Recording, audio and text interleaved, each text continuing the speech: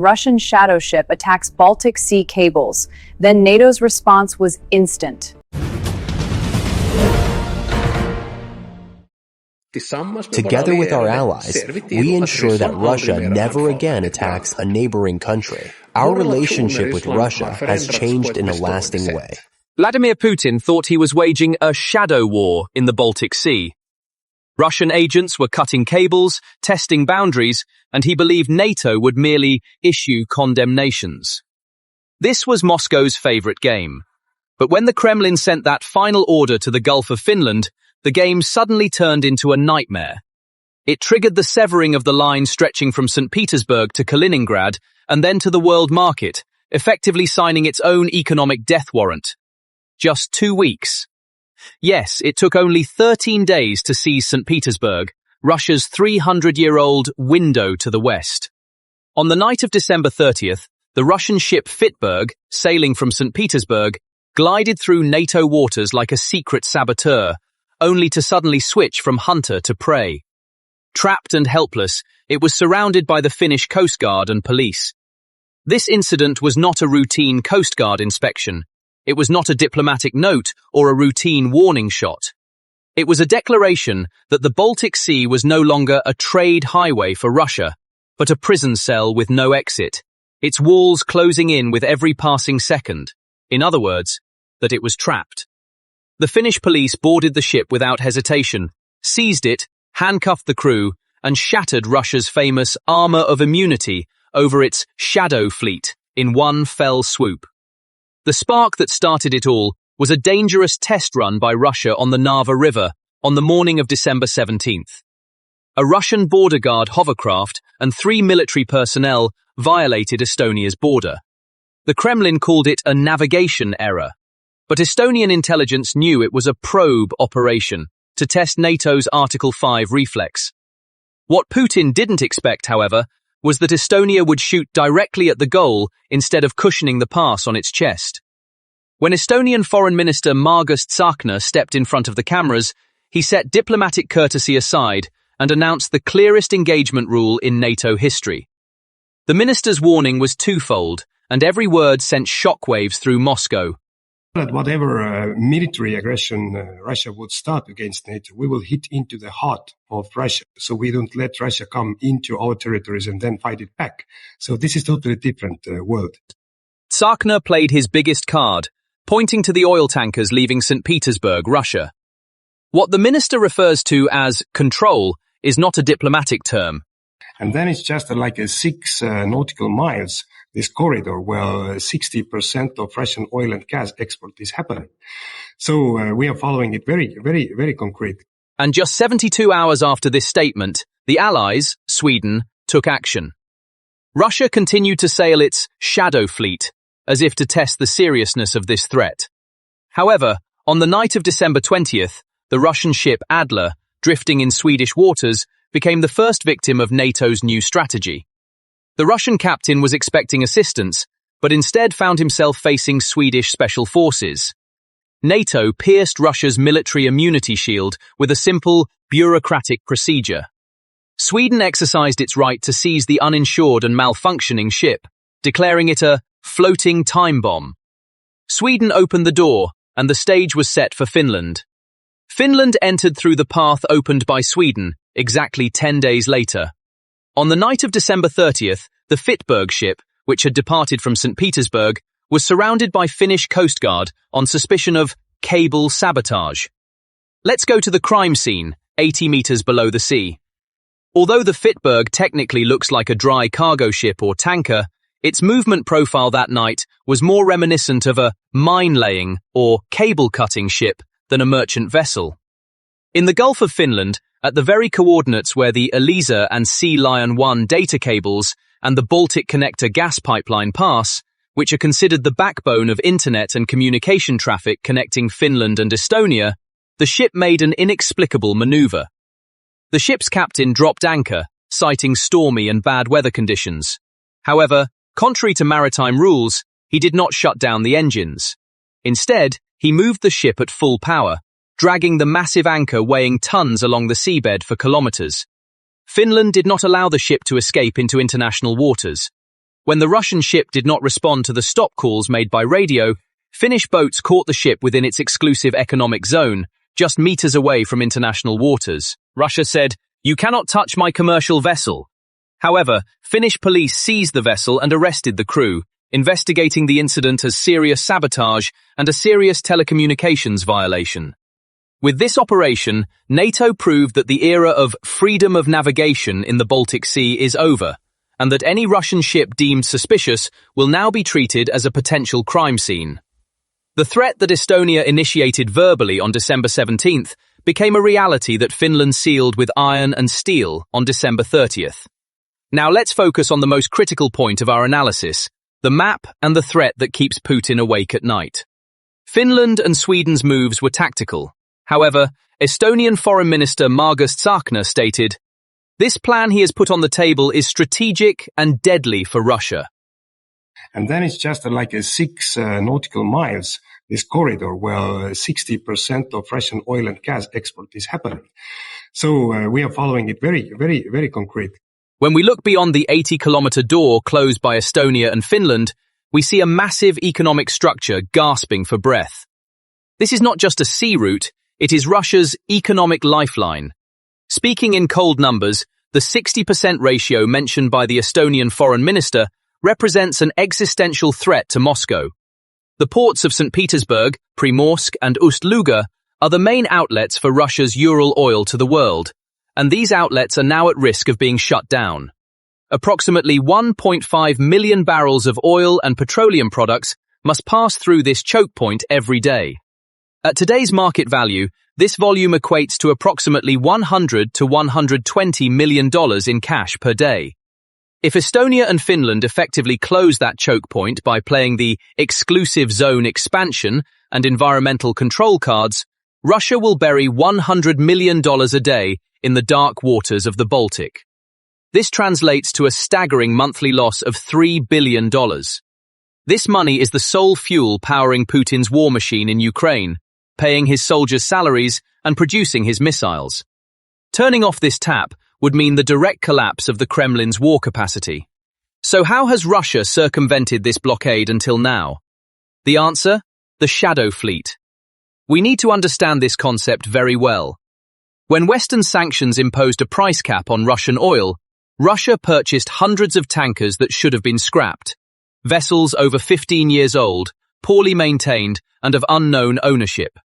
These ships lack internationally recognized P&I insurance, protection and indemnity insurance, based in London or New York. These ships roam like ghosts with their AIS, automatic identification system, devices turned off. According to NATO intelligence, more than 600 such dark ships are currently shuttling along the Baltic route. This is where the genius of Sweden and Finland comes into play. NATO is not telling Russia, "You cannot sell oil." NATO is saying, if you don't have insurance, if your ship does not meet environmental standards, if your AIS device is turned off, you cannot pass through my waters. When this rule is applied, Russia's massive fleet of 600 ships instantly becomes a useless pile of scrap. Because Russia has no institution that can provide the trillion-dollar guarantees required by Western standards to insure these ships. The Adler and Fitburg incidents send this message to the fleet. You can no longer hide. We will hunt each and every one of you down. Furthermore, the European Union's latest sanctions package and Estonia's newly implemented doctrine are targeting precisely this soft underbelly. The European Union's decision to add 41 more ships to the blacklist and Estonian Prime Minister Kaja Kallas's ultimatum, "We are cutting off the cash flow," are proof that this strategy is no coincidence. Russia cannot send military escorts to protect these ships, as this would be a direct cause for war. If it does not send them, the ships will be drawn one by one to NATO ports. This is, in every sense, a checkmate. What is happening in the Baltic Sea right now is the largest passive blockade operation seen since World War II. Every tanker and dry cargo ship that Russia removes from St. Petersburg is now operating in NATO's grey zone. Excessive smoke from a ship's engine, a 1-degree deviation from its course, or a delayed response on its radio is considered sufficient reason for that ship to be seized by NATO warships under the name of inspection. However, the ripple effect is not limited to St. Petersburg. Alarm bells are also ringing for Kaliningrad, the isolated Russian territory in the middle of the Baltic Sea. This Russian military base in the heart of Europe is completely cut off from the mainland and is now turning into a fear island surrounded by sea. With railways restricted by Lithuania, the only supply line keeping Kaliningrad alive was ships from St. Petersburg. If the Gulf of Tallinn closes, Kaliningrad will starve. Military supplies, fuel and food will not reach the region. Kaliningrad will become a hostage trapped within NATO waters. But this readiness is here as well in Estonia to close the borders and 100% within a couple of hours if we see the need for that. Estonia's threat is not just an economic loss for Moscow. It poses the risk of actually losing Kaliningrad. This situation is a source of complete panic for Russian military planners. More importantly, this chain of events signals a paradigm shift in NATO's war strategy against Russia. The West has not officially declared war on Russia, but it has launched a much more insidious, effective, and asymmetric war against Russian ships: maritime lawfare. For years, Russia has been destabilizing countries using hybrid warfare tactics without wearing military uniforms. Now NATO is using the same tactic against Russia at sea. NATO countries are no longer using missiles or torpedoes to stop Russian ships. Instead, they are turning environmental laws, technical malfunction reports, and insurance regulations into deadly weapons. They stop ships by saying, "Your ship is old and polluting the Baltic Sea," and seize them by saying, "There is a problem with your rudder, you are not safe." This strategy neutralizes Russia's massive military power. If Putin fires a missile at a NATO ship, Article 5 kicks in. But Russia cannot fire an Iskander missile at an environmental ministry regulation or a Coast Guard inspection. The West has turned bureaucracy, maritime law, and insurance regulations into an invisible net that ties Russia's hands. Russia's brute force is helpless against these subtle legal maneuvers. This 13-day crisis in the Baltic Sea is not merely a regional blockade, but a tectonic shift in the global balance of power. This event resonates deeply not only in Moscow, but also in Beijing, fundamentally shaking Xi Jinping's global strategy. China attached vital importance to its unlimited partnership with Russia, particularly the Northern Sea route and access to Europe via Russia. Beijing's Polar Silk Road dream was built on reaching the European market through Russia's safe waters. However, Finland and Estonia locking the Baltic Gate has buried this dream in cold waters. The route of the seized Fitburg ship clearly sums up the situation. The ship departed from St. Petersburg carrying goods to its allies, meaning it was part of global trade. If Russia cannot safely send even a single commercial ship out of the Baltic Sea, which it considers its own backyard and has ruled for centuries, how will it protect China's goods? The detention of this ship is the harshest message sent to the global supply chain and to Beijing. The Russian route is no longer safe. Chinese logistics giants see that routes passing through Russia now carry unpredictable risks. This situation has devastated Russia's status as a reliable partner in China's eyes.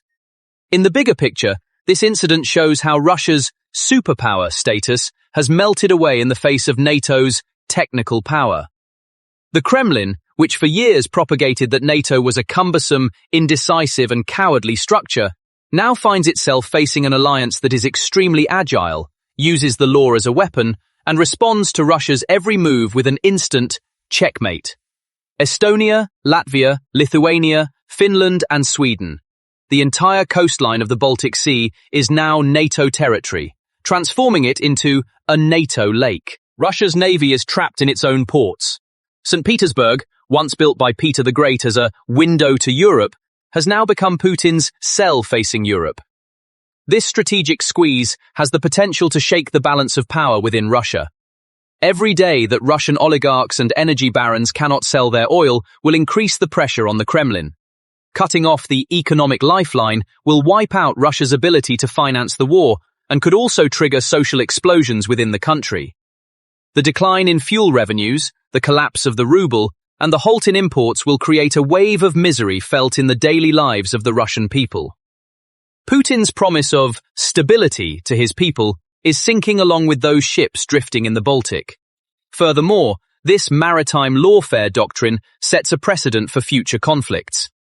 NATO has found the formula for bringing Russia to heel without resorting to its nuclear threats: economic strangulation and logistical isolation. Russia may have nuclear missiles, but those missiles cannot ensure oil tankers or ensure they pass environmental inspections. The West has drawn the war into Russia's weakest areas: the economy and the legal sphere. In this arena, Russia's tanks or hypersonic missiles hold no sway.